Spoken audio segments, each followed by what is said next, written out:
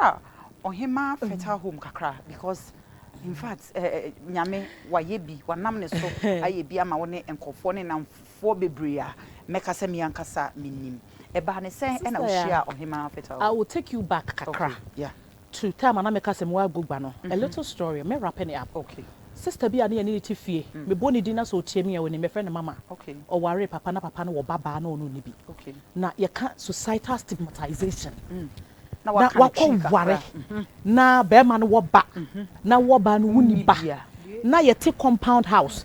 E man na ti wo no be 6 to 10 no. Obi a na we nyim chana we yawo. Amari yawo zuela maami yawo. We mama awo ma abana maami yawo. Obi yawo. Akasa maami no sister. Who say manities ye ni mu bia na enkomo ne bebre koma de oni ba no enti me nyi no me concern ba ko pa na eye oba sebe awo ho ye ne din enti me wo me first born wie no me complete tubal blockage so many years enti me man ntem no after second born na me ye ne ntem ma wie 3 years yes because after first born no na I think 10 to 12 years na I want him. And I didn't feel I had a problem. No reason in the same I would da. And to me me kunu ni problem. And I mean him some so many problem. And to me na one am ko hu Ohemaa Fetal Home. E was 2019. And I'm a call product. Me call me say me try me call ya na mo say me call test. Na me for test results no. And send you more WhatsApp. So time ko na mo Ghana no me solely Nigeria. Oh, yes. Ghana for yes, no money Ghana. They didn't Ghana ni, but no Nigeria no kwa warrior. And I so for the drone sister no Nigeria ho. Enti woni me kunu. Yes, at Nigeria. To me test no no. And no ma me test me the test results na ma no. Okay. I drone no ma me 3 months. Me used to first month. First month 3 weeks. Now was say me nya me menses. Me kai date ni pa. It was supposed to be on the 12th of was it May or so? And a pa home. And see a pa home 1 week and my friend my say I'm supposed to see my menses in straightforward or see GH William. Wow. Monsieur oh na say I draw no ma me 3 months. Me nyu so wie. Or see GH me say when you quiet test. The quiet test na me. Wow. Now when after some my friend we you catch me say me test we catch me say me nyam na asa. One thing me come you kopim say me wo ye. And then your social media or 2020 me and you mugam. Miss Obabi ya beto Ohemaa Fetal Home nka. Wow. Onti ameka. Onsi ame baby ya. Onim krasa ma volunteer me advert e man for free. Wow. Ene agema hu se wanyem wa ware achekwa na wo ya mitimba odi ye mu straight. Masa ko Ohemaa Fetal Home. Because this ya de ba ko se wo your ba. Na wonim se wo deserve to be a mother. Na awo no emma. Ene emma bi komu no. Enti me je to me ho so sister ya me body row enti so come me Instagram me Facebook 2020 yeah oh when no bon say me timi share jare ya na me jare e ba me musa me kon Ohemaa Fetal Home me de me ho huro so abefa me so me kan kire na ma ye advert enti me ye advert na mu na ma me be hu say let you know wo ye no ye advert my o wow and na oberity out and I say but you advertising because the more no kra na den ba me so no a lot of people were going to hell with my name. Obi akọ si GHC enti e wona ma me do kura hu say be advert man for free sister ya wona contact me na me of course sister won me minimo enti e ye me kura me advert me start say me ye man no en na mo decide so dey draw ni back Ghana ha because na demand no abeye more e wo ne so enti e ma ne pe obi a odi no ni ba be si ne so wonya contact Ohemaa Fetal Home Ohemaa Fetal Home bibidro nko na odi ye adwuma na onye the type a oya bibidra hwe bibidro fo bebre onim problem na ha wo no ade a emma wo ma no eye problems bebre etimiye tubal blockage etimiye PCOS irregular menstruation etimiye fibroid etimiye niema bebre ba akwa bibidro ra wakacha se manye men wo ya o se o ene age abeba akwa ba 21 yi na kono wana fa bom da bi Ohemaa anye ne sa wunya ko ka problem che na o se go to the hospital. The nearest hospital. Ko run a test. Let us know what the problem is. One. And sana. Now you how long go cry problem no I ho because se problem not na ho ache no. Na said you obesi akono no ayedin amawo. Enti ukoye test na nya se problem na person hu predodo ananfie dodo a problem kono atna ho. Enti be lucky for me. Me kokoye me tuber blockade test no coin na tuber blockade no na I started developing was it 2 years until no dey drone ma me no me nya ne ntema no coin no sister ya wow obi ne be mate onye na dwen so bewo da bi one be ma ne da enso wonyem feel say onye na dwen say wo be wuntini there is nothing wrong I want ma wo ka me say me nya imagine afi wo be ware be ma ko ni be wie be na dwen so be wo no na akwai se ka bia me kotoye obo so ay mo utimu na ade agu so akwai se Christ le bia me kotoye seconds bia na jamasi enti sa na embe bebre wo ho with our problem so munim enti unya ko Ohemaa obem wo kwa test no wo problem crop potting enti problem na duro no ode be ma wo ene na ma na duro dia ma ani abo Ohemaa feta ho ne eya bibiduro ya ye ko bibiduro ho a wo to ma wi ya na ye de na one de na enam because wonim problem kro ene ma esi a wo kan no eye be ye du me kasa me bobo so a enti ebia ne problem no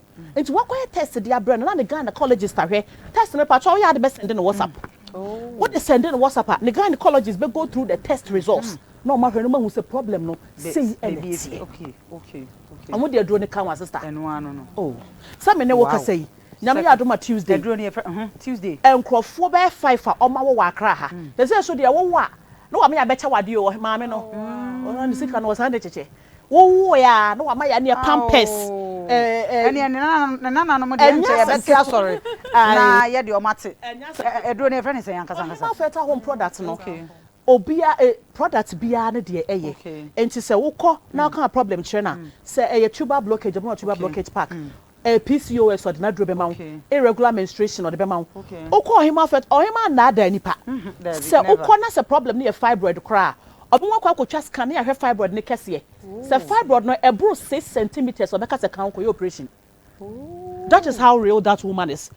But abibidro for the bidra catch say oh fibroid net se cry abeyi but say fibroid ne so yes say ukoyi a wuntimi wo bi emu it's not true it's not true na doctor wo kan asase me dey wo nya dey enkrofo yi fibroid me bra pe ne yire wo yi fibroid wo yi ai na no ya ne ba no kan me ba ne boso me last born ne boso ntenche yes meka say nyame won hraw why it say me obi a ase se bibi boa me a me ko am ntimi emfa nhye me ho dey bi sene me hia mo ano sene me hia no sa na obi susu hia ti show camera ni na fa number no etudwa na fi ye nto aso mi so to bo ase na bobo number no obi bia o pese or reach Ohemaa feta home na se ofre Ohemaa feta mostly no eya na be boa se obe use WhatsApp no because e na communication ni nyina be koso WhatsApp number no is 020 381 0657 020 381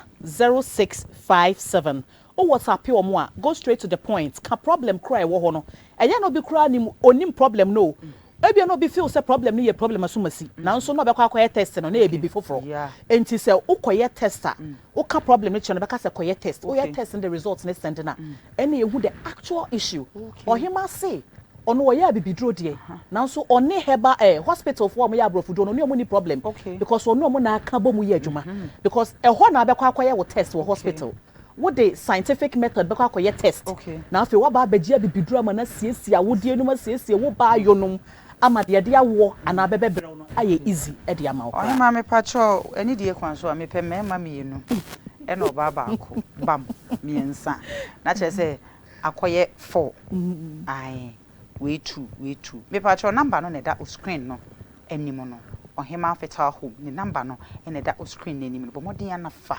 ai me shodi pacho brem kakra wadaroma na sister